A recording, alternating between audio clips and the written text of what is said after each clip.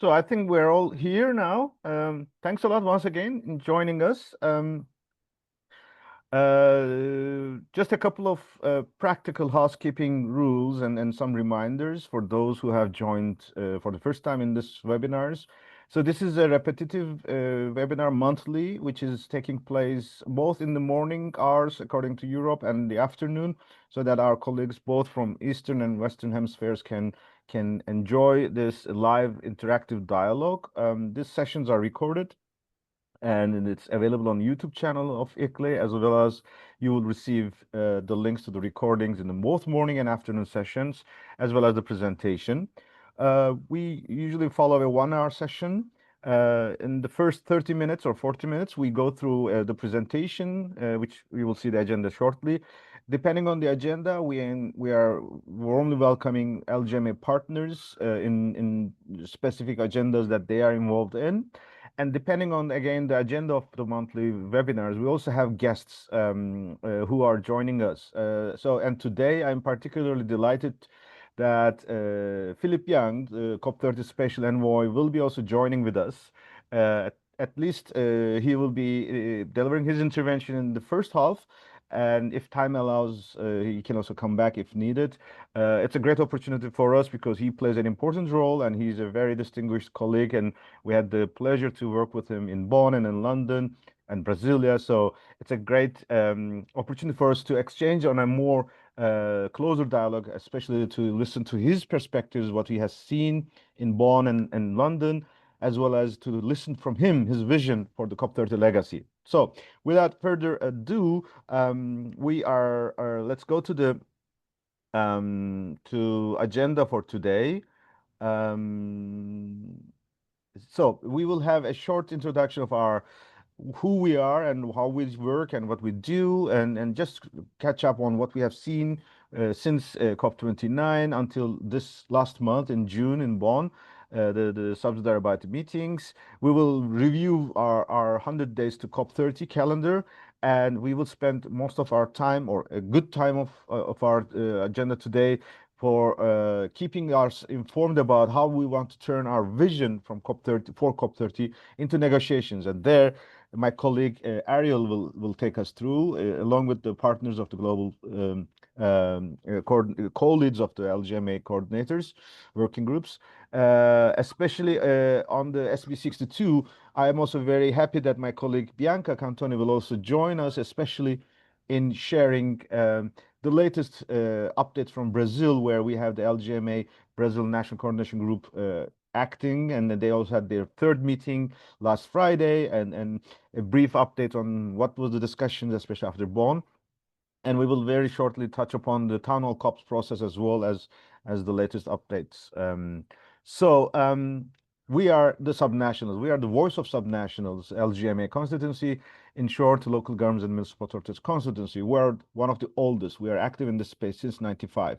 It combines cities, towns, and regions and through their networks accredited to the UNFCCC, but through our uh, tools, we are also reaching out all the associations and technical partners who are working with us in this journey, even though if they are not active in the UNFCCC process. We basically follow the negotiations and influence the negotiations. We support the champions in shaping the action agenda. We are supporting the COP presidency so that every year what they are bringing to the table is complementing the previous year's agendas. And of course, we are working with the parties that are friendly to the concept of multi-level action through our Friends of Multi-Level Action group, because at the end of the day, the decisions that are adopted at the COPs are taken up by the parties. So we are trying to make sure that we have a strong network that is speaking to the same language, and we also help them in implementation of the outcomes as well. Um, 30 plus years of our work in this space, we can classify it under four basic, let's say, phases. The first couple of years, we were enjoying the legacy from Rio Earth Summit, that we are recognized as a stakeholder. Our constituency was created at COP1. However, the text of the UNFCCC and Kyoto Protocol were not addressing our inputs or engagement in the process. So there was around 15 years of a let's say period where we were outside of the space, although we had the chance our meetings were not more than side events or conferences outside the topics, outside the venues of the COP. Especially after Kyoto Protocol entered into force, when nations also decided to draft a new global climate regime in Bali in 2007, we said that don't repeat this mistake the third time, so engage with us. So that was our proposal, local government climate roadmap for recognition, engagement, empowerment of local and regional governments in the climate process. And this was in 2007, and there was the moment where we were more stronger because we had new partners joining us. It was not just ICLE and Climate Alliance, but we had new colleagues, UCLG, C40, and others joining up, and there were some interesting initiatives. Copenhagen did not produce the result, as you remember, but we were the ones who kept the multilateralism in action, and we said that the global processes must continue to deliver. Therefore, we, even after Copenhagen, intensified even further with our initiatives like Mexico's Pact and others. And the reward was that in the Paris Agreement preamble, we had the first achievement that importance of all levels of governments are recognized in the Paris Agreement. And immediately, we have demonstrated that as soon as we are recognized, we are even more active in the process. So starting from 2016, we roll out both inside UNFCCC, outside UNFCCC, at the global processes with Marrakesh Partnership and the Seas Partnership, our own initiatives with the presidencies. Numerous efforts are simply exploded so that we can then managed to secure that in Glasgow. We for the first time the word multi-level was entered into the decisions, Glasgow Climate Pact. Since then, we had interesting initiatives like Surge, Champ, MAP under the presidencies. We had used of our pavilions. Our third major outcome was in the COP28 Global Stocktake Decision, paragraph 161, recognize or even urged parties for multi-level action. And a year later in Baku, we had the mitigation work program also focusing on urban systems. So that's how we have been making our works deliver results. And through this process, we have monthly webinars, and that's what you have joined. But we also have monthly bulletins. So we encourage you also to subscribe so that you receive all these updates in your mailbox directly and actively engaged. Obviously, these are a continuous process. It's none of these can happen in a day's time, in an overnight. So continuity and consistency is important. Our website, citiesandregions.org, is the place where we keep ourselves, keeping track of our efforts. It also tracks what our resources and what we have been doing throughout the year, not just only at the COPs, but it's really a journey. When we come to those conferences where decisions are adopted, we also come up with our own positions, the way we see this discussions, how we want to see the decisions, how we can support nations, how we can contribute. And these positions are released before COP so that these can be supporting our work at the national level, but also our leaders, when they attend the meetings, they can also refer to these proposals, languages, text, and then the parties can take this up into their own positions and reflect into the decisions. At the COP, in the blue zone, in the negotiations area, multi-level action and urbanization pavilion is the place we are keeping ourselves as our home in this very hectic 2 weeks. This is facilitated by ICLE and UN Habitat as the on behalf of LGMA ICLE and on behalf of UN System, it's UN Habitat. And every year we enjoy support from the parties, especially host countries and COP presidencies. We have enjoyed a lot over these years, and we look forward to a new way of work, especially with the Minister of Cities, especially even a bigger and a much more effective space in Belém at COP30. So let's remember that our challenge at the moment is that this COP will have to deliver what was committed in the two previous COPs, especially COP28 with the global stocktake. And this was also the moment for operationalization of the loss and damage fund. And in Baku, both finance decisions were very important, but also relevant discussions on urban systems and progress on those adaptation is also on the table. So COP30 has to now consolidate all these commitments into much more concrete packages and fill the gap that was remaining because many decisions were postponed. But whatever this is decided and discussed at Belém, there is also another process which are the nationally determined contributions, more or less the national climate plans, where the countries are expected to bring their reports already before Belém. So while we prepare for tracking the negotiations, this process at the national level is independent from whatever happens at the COPs or the UNFCC. And this is relying on the national actors. Of course, ministers of environment are the ones to lead this, but especially with paragraph 161 of Global Stocktake, we are actively involved. This is the picture of the previous NDCs. We hope by the end of this year, this picture will be even better, that more countries engage and collaborate with their local energy governments and bring the urban components into this climate action. This slide shows us the latest status that is compiled by our colleagues from C40 and GCOM as the CHAMP support unit. As of today, among 193 nations, only 28 of them have submitted their national plans. Obviously, this is a worrying signal because in the next 3 months, they have to bring, when they say they, we are talking about the 170 parties or not, or so. Um, this is a negative news. Time is short, but it's also at the same time a positive news, which means if we are active at the national level, we can influence these reports. So it is still not late for us to act at home, and that's the part of the vision of COP30 towards COP30 to be mobilized at the national level, to work to the negotiations and to discuss beyond the legacy from COP30. Here, this extracts some screenshots from some of those around 15 of NDCs. You can see really some of them are referencing through an annex, like the case in Canada. Some of them, like Brazil, refers concretely to CHAMP as the concept of climate federalism, or in Ecuador or in Panama, you see national governments demonstrate how they are working with their local and regional governments. So this is good, but it is not enough, and more work to be done.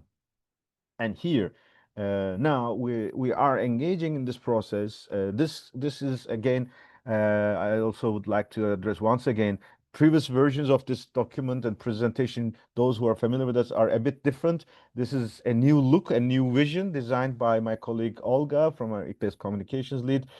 Together with my new look, we said that change is good, that we can have some new faces and new let's say displays that can help us better communicate our messages.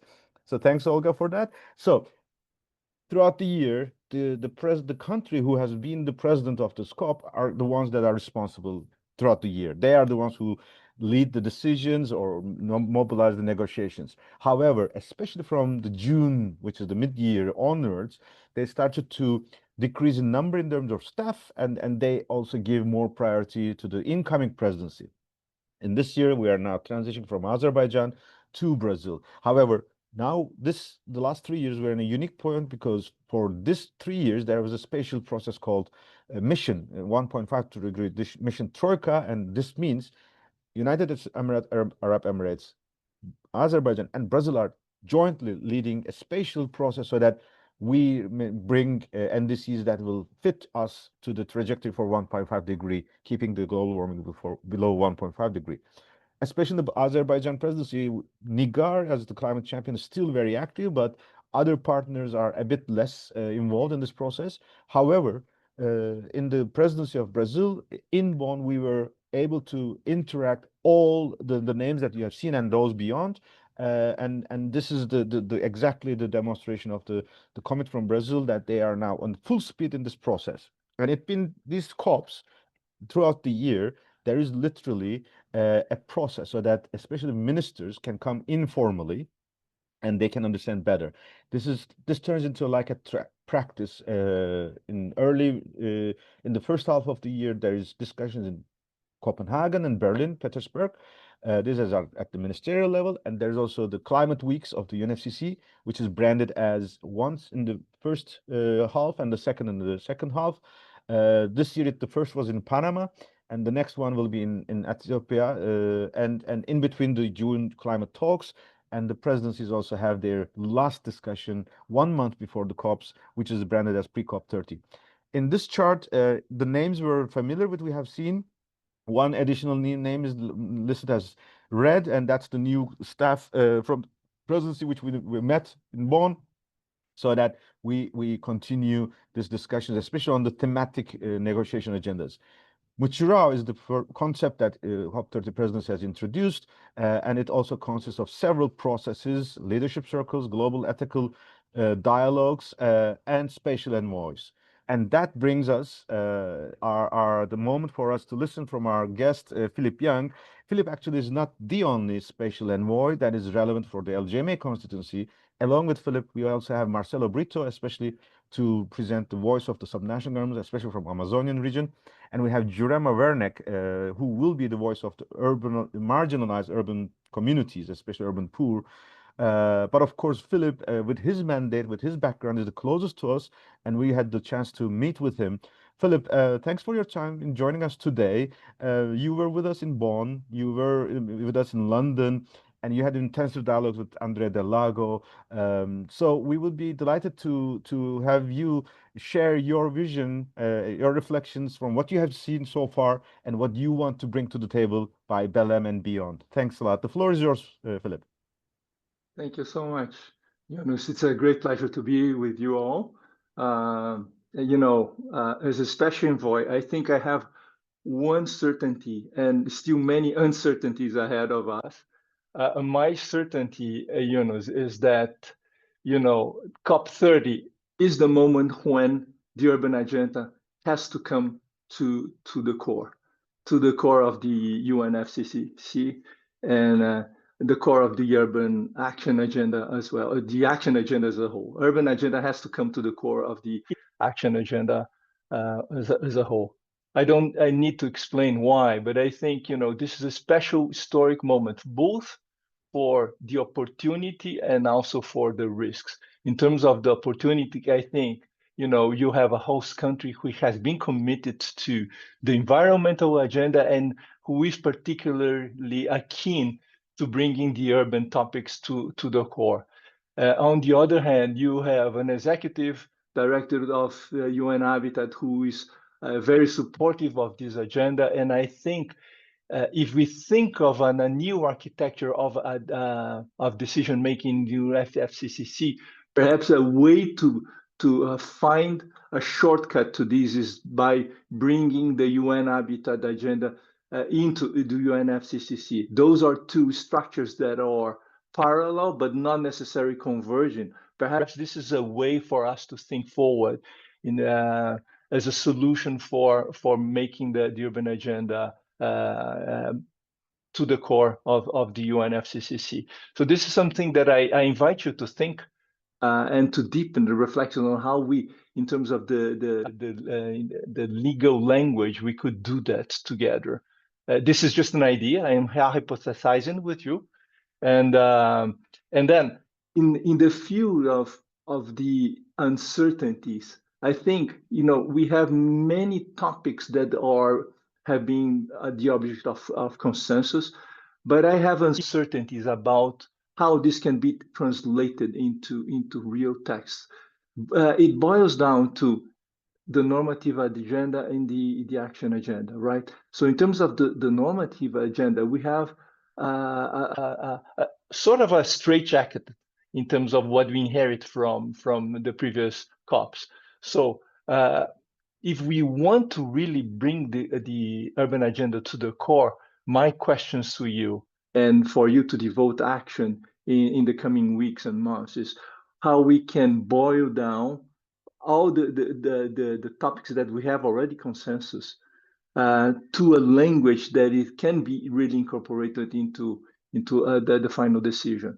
It might include something that we put in the back pockets of the negotiators. It can be something that we put in front of everyone to discuss. It can be a mix of both of things. Given that the limits of what we can discuss collectively is somewhat limited, we have to think of alternatives ways, especially in light of the geopolitical moment that we live now through. So this is something I think you all can understand. We have to be careful, but we have to act and negotiate. I think I'm not involved in this, but I heard that you are trying to seek a moment with the negotiators. I think you should do this with all delegations separate, in groups, but especially with the host country, Brazil. For obvious reasons, I think the convening power of the host countries, to some extent, is more privileged. So I think this is something that you really have to enhance in the coming weeks, so that you can go into the dialogue, into the language of what can be done and what cannot be done, so that we really push forward our common agenda. So I'll leave it for that. I have to really congratulate on your work. This is really wonderful.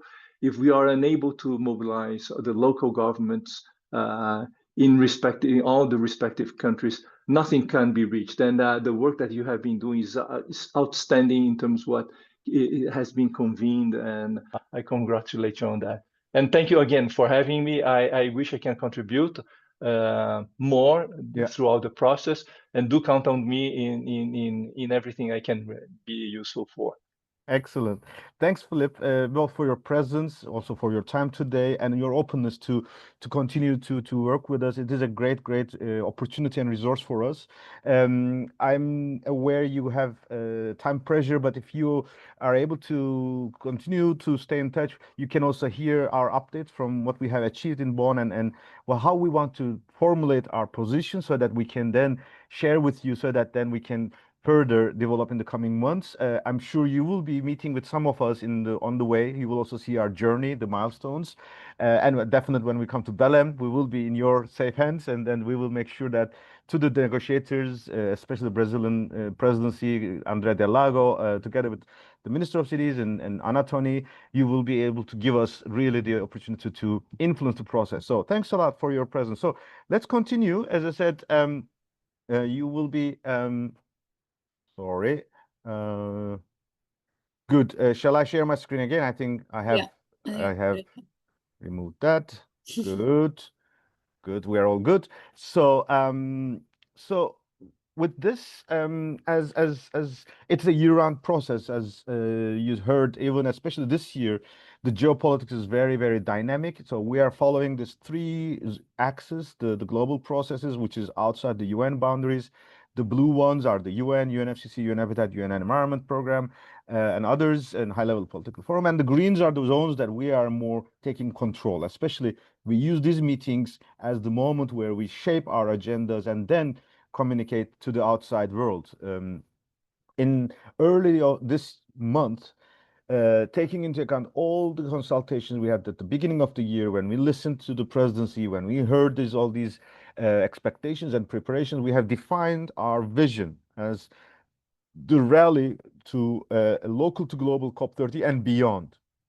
So we are formulated this as what we have to do before Belém, what we have to do in Belém, and what we'll have to beyond Belém. And each of this was having its own focused areas of activities and specific mobilization.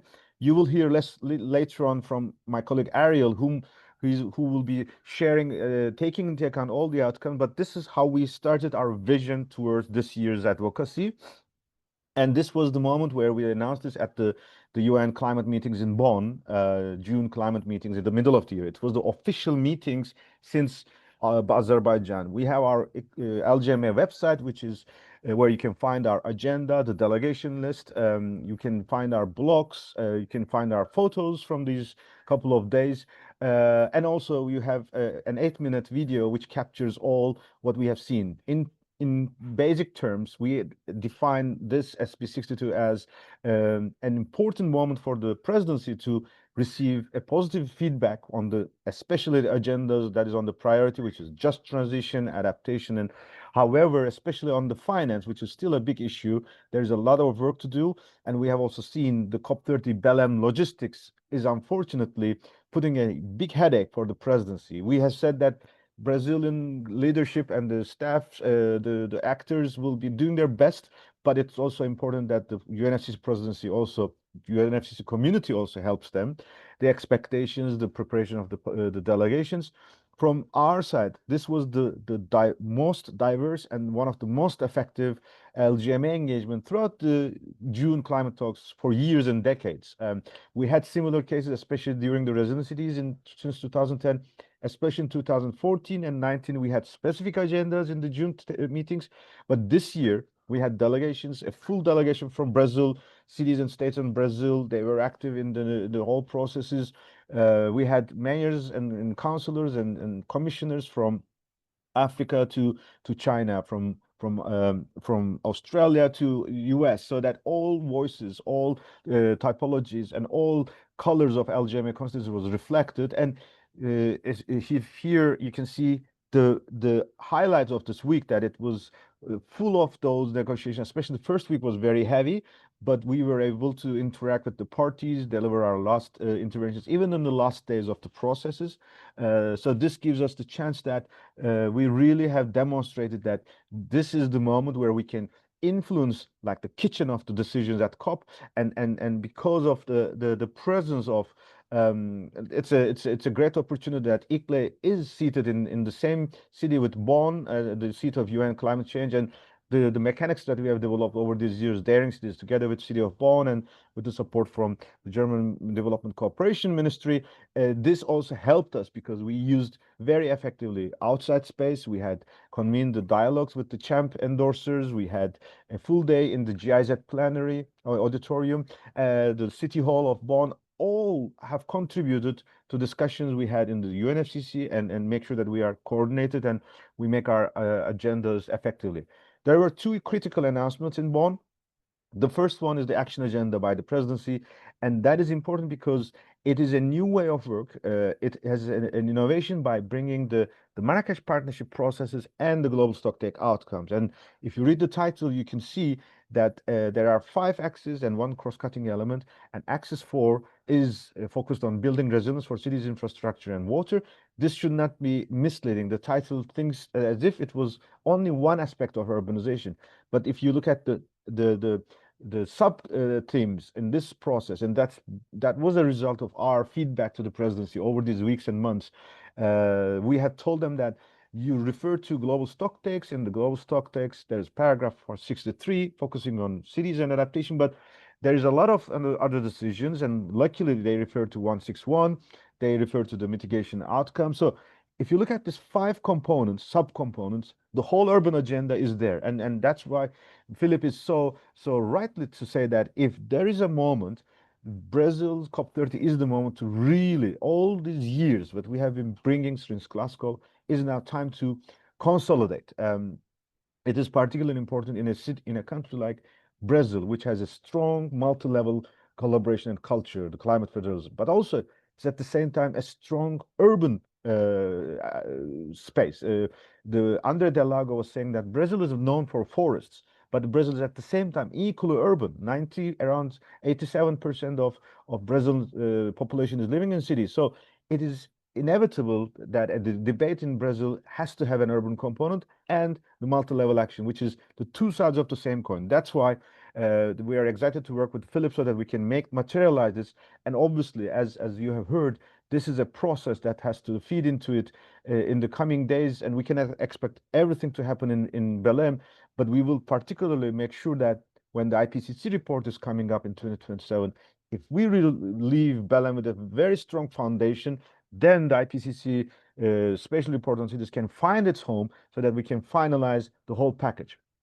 Another announcement in Brazil was the announcement on the local leaders forum by presidency, COP30 President Bloomberg. It is now officially announced as 3 to 5 of November in Rio, and it will feed into the COP30 through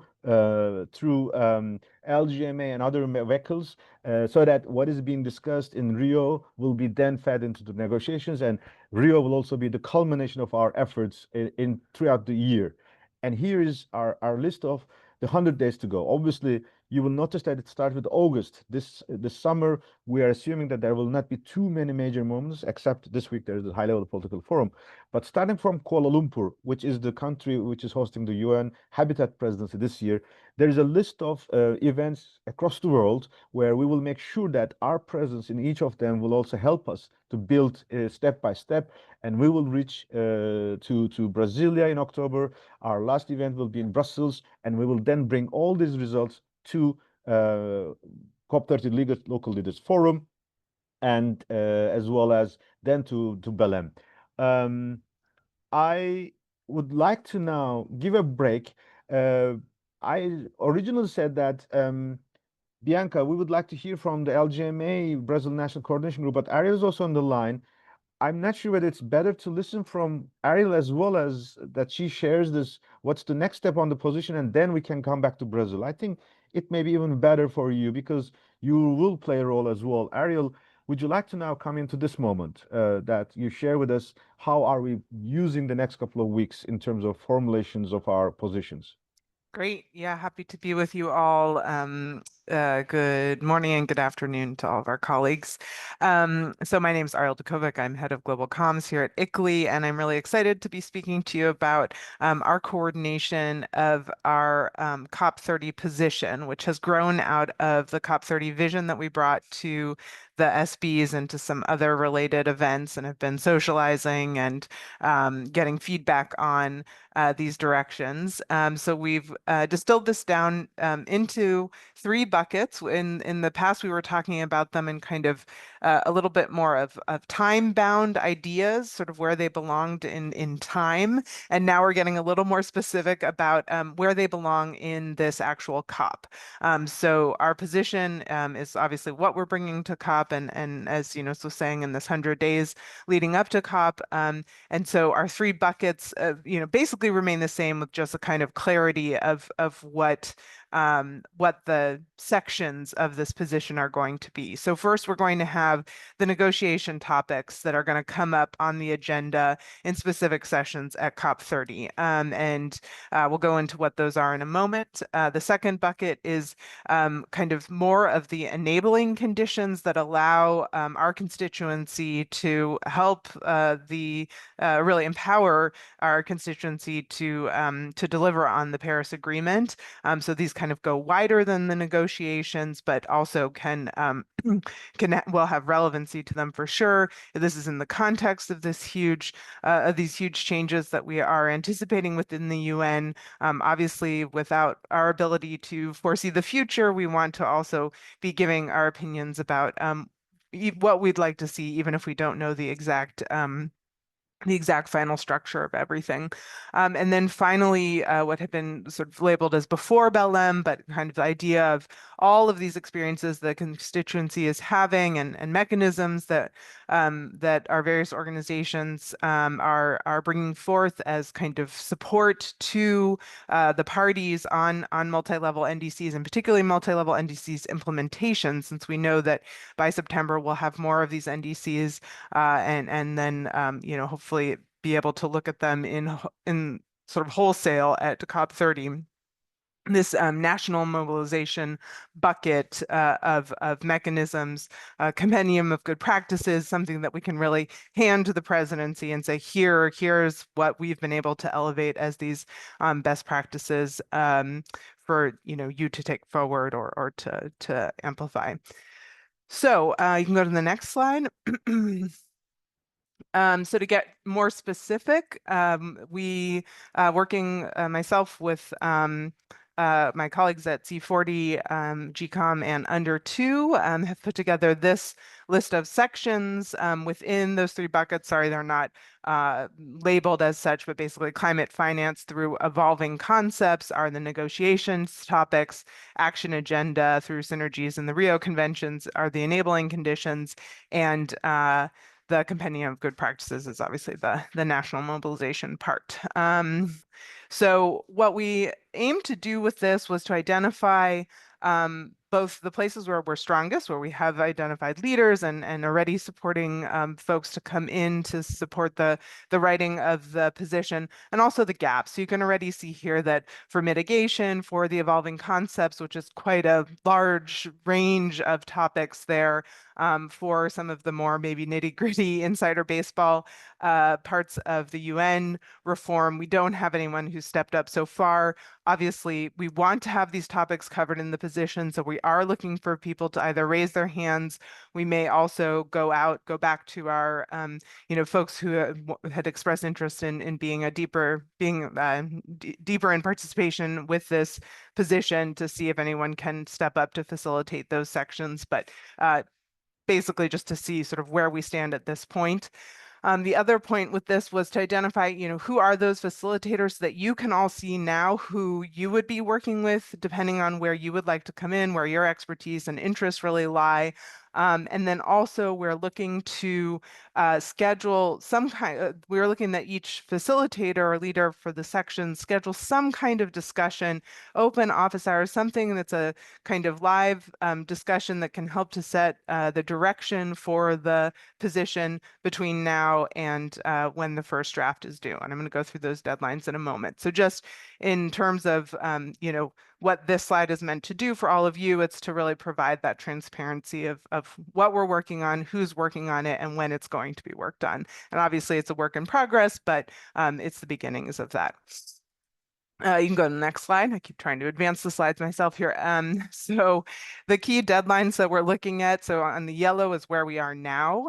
After this webinar, we will be sending out an invitation to the LGMA internal channels to self-nominate for engagement in this process. So if you looked at that list and you thought, oh, great, I really want to come in on the mitigation section, you'll be able to put your name and contact information into the sheet so that the facilitators can follow up with you. So that process will officially close on the 23rd. And we hope you'll do it as soon as possible because we really want these groups to be working quite robustly, let's say, through August. The initial draft is due on the 20th of August. And so we're really hoping that all of the groups will be able to follow through on that goal. From the 25th to the 29th, we're going to try to align all of these drafts together, make it a document that can really fit together. We will go back out for a full open consultation to the LGMA during Africa Climate Weeks over those first few days of September. So that's a moment where if you couldn't come in to the drafting position or into the actual writing of the sections, but you do want to come in for comments, that's going to be your opportunity. But that is kind of the end. After the 18th, we will be finalizing the position and releasing it around the 18th or possibly a few days before. We were talking in the morning session about maybe trying to preclude Climate Week by a few days, if that's the right word, get our announcement out in advance of Climate Week NYC, since there's going to be a lot of big announcements that week. So that is our plan. It's obviously ambitious. I also feel like it's doable. We're only at July 16th right now, so that leaves a good 5 weeks to organize ourselves and get a draft out. I would say the other thing about this is that we are looking for short, which is obviously not always the easier way to write, but these are not meant to be huge treatises on the work, but really trying to boil down to what our offers are as excuse me, our offers to the parties are within this context. So yeah, that's where we've gotten to. I'm very grateful to all of our colleagues who've already engaged in this so far, to those of you who've expressed interest in getting involved, and we're excited to move this forward and really get a position that will allow all of the great work that needs to happen on the advocacy side. And obviously, of course, this is going to support my colleagues in the communications side as well. So with that, I'll turn it back over to you, Eunice. Thank you, Ariel. It's really now we have a full picture, and as you have seen, this is also a part of our improvement of our internal governance and working culture inside LGMA. And one of the things that we have created this year is the creation of an LGMA Brazil National Coordination Group. So in the next couple of minutes now, I would like to invite first, starting with Bianca, to share with us how was the discussion after Bonn with the Brazilian partners, because we also have seen Brazil presidency, COP30 presidency, and Minister of Cities was also there at the highest level as possible. And there are maybe some updates that we should be here about it. But after Bianca, I also would like to encourage other partners of the drafting working groups, the leaders of the working groups, also to come in if they would like to take any points that Ariel or I have missed, so that it's full in details here. Bianca, the floor is yours. Thank you, Yunus. Good morning, everyone. Thank you for having me again, Yunus, to give feedback in this group. Before bringing the updates on the LGMA National Coordination Group, I just want to reinforce that we are very happy of the way that this group is strengthening itself every meeting. So I really think that is a legacy from Brazil to next and future years of COP doing these national working groups. Of course, if the context permits, but I think that we are in every meeting reinforcing the strength of this group, and it's been very nice to see all of the results and outcomes of the discussion. I was going to say that, of course, we are not feeling that we are all overlapping with other groups. And thank to Philip Young again for opening our last session and last Friday. It was we were also happy to have in the 3 meetings that we ran so far the participation of the federal government of Brazil in its 3 spheres that are related to subnational action on COP. So on the 3 meetings that we held so far, we had the Ministry of Cities participating, COP presidency, and the Ministry of Environment participating. So it's very important to reinforce that this group is really gaining force, and it's being recognized nationally as a focal point, as we are as a LGMA, but it's just reinforcing our role as LGMA at the stage. So in the past meeting, I would like just to bring some updates. Of course, there were about 30 associations and networks participating, so I won't be able in a short time to bring all of the updates, but we are about to launch a communication about this, and of course we will translate it to English to share with the whole global LGMA group. But I think one important thing is that COP presidency action agenda representative, which was Barbara Godoy representing Bruna Cerqueira, which is the lead of the action agenda at COP30, they presented again a little bit in a little bit more detail the action agenda, its 3 objectives, and this focus on implementation of the global stock take. So I think the main message that she brought at that time, it was to translate the negotiated outcomes into real world action, and with the support of course all of the LGMA networks and local and regional governments. So I think very aligned with what Philip brought at the beginning of this meeting. I think the action agenda this year is meant to deliver tangible results aligned with the global stock take, as I mentioned. And there are 6 thematic tracks. And the 4th thematic track is related to cities and multi-level government, sustainable buildings and construction, resilient infrastructure, and mobility. So I think that we will keep working closely to COP presidency in this 4th track. Of course, we are also related in other tracks, but I think this was the most important for us. And Barbara also brought some of the next steps for this action agenda. So they are planning to, when I say they, is COP presidency.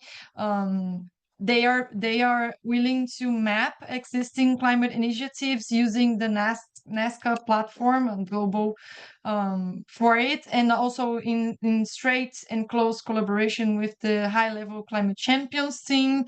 The second point of outcomes and next steps is activation of working groups around each one of the 30 key objectives, with 3 requests, which is report climate results, contribute to the solutions hub, engaging in acceleration plans. And then the third point is it's about the solutions hub. They are, let's say, building a platform. I don't know if I'm translating correctly, but kind of building a platform to collect real-world climate solution. And they are also asking for us to help them to identify these climate solutions through good practices, but also they want to catalog, let's say, a platform with climate solutions that can be replicated. And the 4th next step is the acceleration plans. So within this portfolio of solutions, identify high potential ones that they can unlock implementation bottlenecks. So these are the main updates of the action agenda brought by the COP presidency. And they said that the COP presidency will soon release a practical guidance on how to engage. So meaning they will release a practical guidance for us to, of course, appropriate and know how to best to engage with these 4 axes that they brought to us as next steps. Also, from the Ministry of Cities, we had some updates about the realization at COP30 of 2 ministerials related to LGMA agenda. One of them is the Ministerial on Human and Climate, that is in its 4th edition, led by UN Habitat together with ICLE and many other organizations, as you all know very well. But he also mentioned a ministerial from Intergovernmental Council on Buildings and Climates, linked to the Buildings Breakthrough Committee to the Global ABC Alliance, focusing on social housing, especially in Brazil and the Global South, and self-construction as a relevant human reality. We had also updates on the Leaders Forum in Rio, led by Bloomberg and COP presidency with C40 and many other institutions of LGMA constituency. Of course, we reinforce, many of the participants reinforce the necessity to narrow the narrative between Rio and Belém, and of course keep all of the subnational governments and the negotiations and the pledges connected for one event to the other. And of course everyone is aware of the importance of that, but they also mentioned that in Rio there will be other activities happening besides the C40 Mayor Summit and the local activity led by Bloomberg. For example, there will be a regions forum as well that UNDER2 is involved. There will be a ACI for activity, Alliance for Climate Action activity. So there will be many other side events, let's say, happening in Rio at the same time of this local climate action summit. More information is about to come. And also, of course, reinforce that ICLE and UN Habitat are working together with the Ministry of Cities in order to facilitate a physical space inside the Blue Zone at COP30, very well connected to the presidency action agenda and bringing together all of the outcomes that we are, let's say, discussing in our LGMA meetings. That's it, Yunus. I hope that I didn't take too long. No, That's no, a no. lot. I mean, we know it's not so easy to summarize all this in just 3 to 5 minutes. But as you heard from Bianca, there will be the summary coming out soon, and it will be available on the LGMA bulletin that will be released by the end of this month. So maybe I can just add, especially this 3 points. First of all, it's really great to see this progress on the action agenda, because in Bonn, after Bonn, there were a lot of question marks from the global partners to the presidency that they were asking them to clarify, and this has not come yet. So hopefully this guide that will be released will give us the chance. Obviously, every presidency has big visions, but it's an extreme workload, and it's how much we can respond. It's a question mark, but we will do our best as usual. The second point is about this. Unfortunately the logistics, and we said that this is becoming, so the president has raised the bar too high by convening the COP in Belém. We said in the morning that Belém used to have millions of tourists due to their holiday, Christian holiday, but of course the profile and the needs of this 1.5 million people visitors and this 50,000 of the COP are different. The way they accommodate, the way they engage in the city is different. So the infrastructure, welcoming hospitality infrastructure, is still an issue. Unfortunately, presidency has also received a lot of critics and constructive critics in many cases. However, we are aware the conditions and the costs of accommodation in Belém is still not available yet. The platform is not opened yet. And there are even requests for the presidency to consider moving COP from Belém to somewhere else inside Brazil or to another country. in a COP process, it's not unusual. This has happened before. So it's not out of the options. However, we know how President Lula has put emphasis on having specifically this discussion in Amazon, because the main outcome, the just transition, is in fact a new way of culture of sustainability, to live in harmony with our climate, live in harmony with nature, and with our nations, and inside and outside the nation. So Brazil wants to keep this in Belém, but they have to act fast so that all these ideas can turn into a reality. And of course, finally, this agenda beyond Belém, the negotiations. We're aware there are big discussions on the UN reforms, the future of UNFCCC process inside and outside. Belém is the moment to very likely kick off. And inside this, we are also excited. There are discussions on Rio Conventions, the discussion, the relation with UNEP and other bodies will also be on the table. But it's obvious that it will take time for those. So we have to be aware of it. And that's why we look forward to any outcome as quick as possible. I know we have very limited time left this time. I still want to offer the space for my colleagues in the other working groups of the LGMA partners, but maybe I just give the last 1 minute for the town hall COPs. This is a process which was announced in April, and now it's really very fast. And this is really the new era for the multi-level action, that it comes from bottom up, from the local level. The town hall COPs can be the bridge by the local members to their national governments with their champ process or without champ process. But through LGMA, they can also feed to the UNFCCC, assuming that they will also be visible in NDCs. This is exactly why we have mobilized this idea of 3 axes: community-led, national relevant, and transformation oriented. This is exactly what UNFCCC Executive Secretary is also expecting this year to come. We are very happy. South Africa is the first country to endorse town hall COPs, and we are expecting to have more. We have seen, for example, Australia, and a champ endorsing country, has also been actively involved, and South Africa is a non-champ endorser country, which shows that town hall COPs can really fulfill the needs of many, many partners and countries. And the first 10 are already done, and it's available. You see the diversity from north to south, small cities, big cities, and different actors. So this will be a huge mobilization, and we are very excited. So we have 4 minutes left. I know I have a lot of colleagues online today from the leaders of the working groups of the LGMA. Anyone who wish to come in here, feel free to come so that we can complement anything what is missing. Eunice, I just want to confirm, I'd like to share the position, sorry, the sign-up sheet for the participating position. There's a lot of questions, a lot of interest in that. I'm super excited about that. Perfect.